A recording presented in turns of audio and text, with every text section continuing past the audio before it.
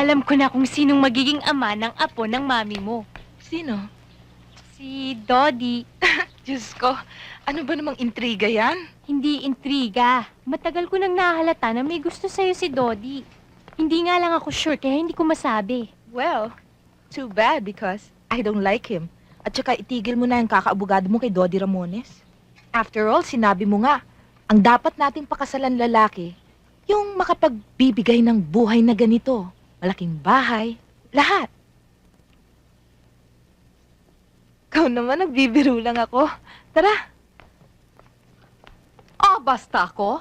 Pag nalaman kong may girlfriend ang asawa ko, ipinagagawa ko agad ang bahay ko. And I don't care kung milyon ang magastos niya. Huwag lang maubos ang pera niya sa girlfriend niya. Is she your relative, Connie?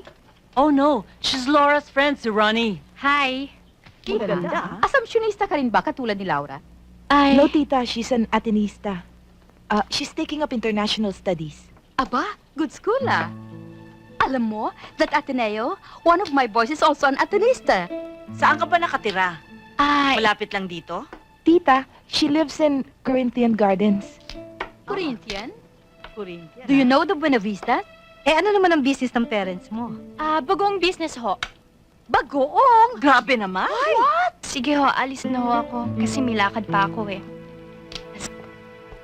Excuse us. Ronnie, Bakit ka nagsinungaling? Ano bang drama yan? ayokong mapahiya ka. So kinahiya mo ako, ganun. I just don't want you to feel out of place. Hindi pala ako bagay sa lugar na to.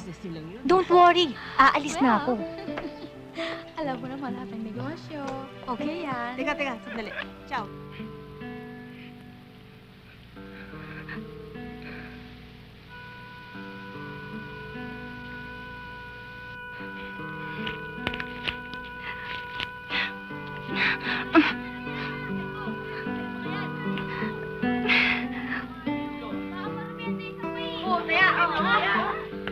Huwag mo lang kaya nung kinakabahan ako eh. Halika na. Dito na tayo eh. Ang ate.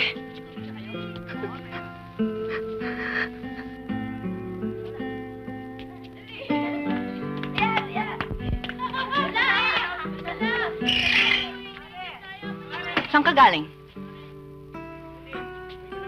Ate. Dito na nag-aaral si Nonong sa Maynila. Galing probinsya. Magandang gabi ho. Hindi ba sinabi ko sa'yo? Ayoko naglalakwatsa ka. Kanina pa ako naghihintay ah. Yung pala, Aling Esther, may gusto ko sana kami sabihin ni Jocelyn. May unawaan ako kami. wala kang karapatan para maging boyfriend ng kapatid ko. At ano naman ang ipapalamon mo dito? Ha? Lupa? Hindi man ho kami mayaman. Mag-aaral ho ako at magtatrabaho. Lahat ho gagawin ko para kay Jocelyn. Pero hindi pa rin kita gusto. Hindi naman ikaw makikipag-boyfriend sa kanya. Alam ko. Pero may pakialam ako. Ano man ang mangyari sa'yo, Jocelyn. Sinabi ko na sa'yo eh. Wala ring mangyayari kahit na magtapat pa tayo. Inisip ko na ho magtapat sa inyo. Ayoko na ho maglihim sa inyo eh. Kay lihim, kay lantad. Hindi na kayo makikita muli. Hindi ako papayag, ate. Jocelyn, kung ano ang hinihingi ko sa'yo, hinihingi ko rin sa sarili ko. Kung ano man ang paghihigpit ko sa'yo, dinodoble ko ang paghihigpit ko sa sarili ko. Kahit na makipag-boyfriend, hindi ko hinaasikaso. Dahil mas maraming importanteng bagay na dapat natin intindihin. Jocelyn, pumasok ka na. Pumasok ka na, sabi!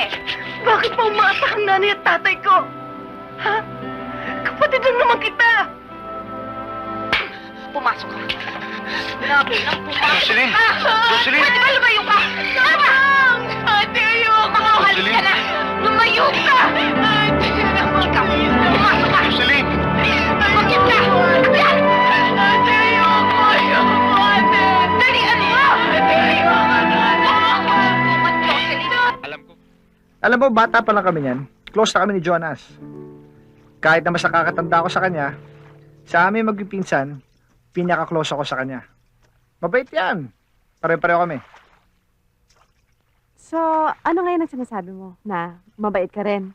Oo naman. Pero mas mabait si Jonas.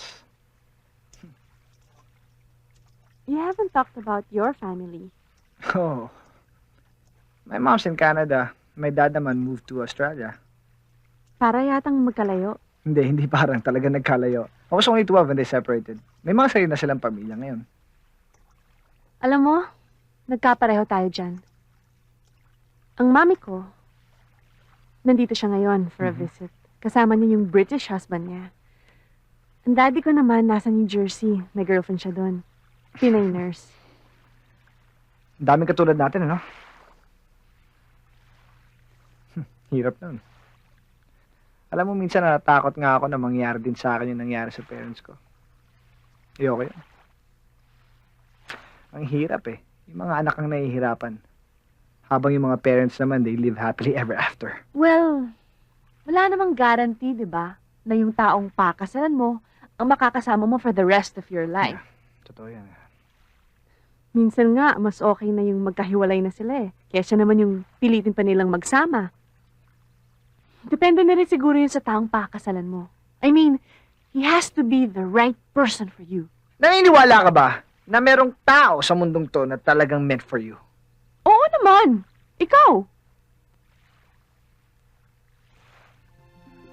Ako?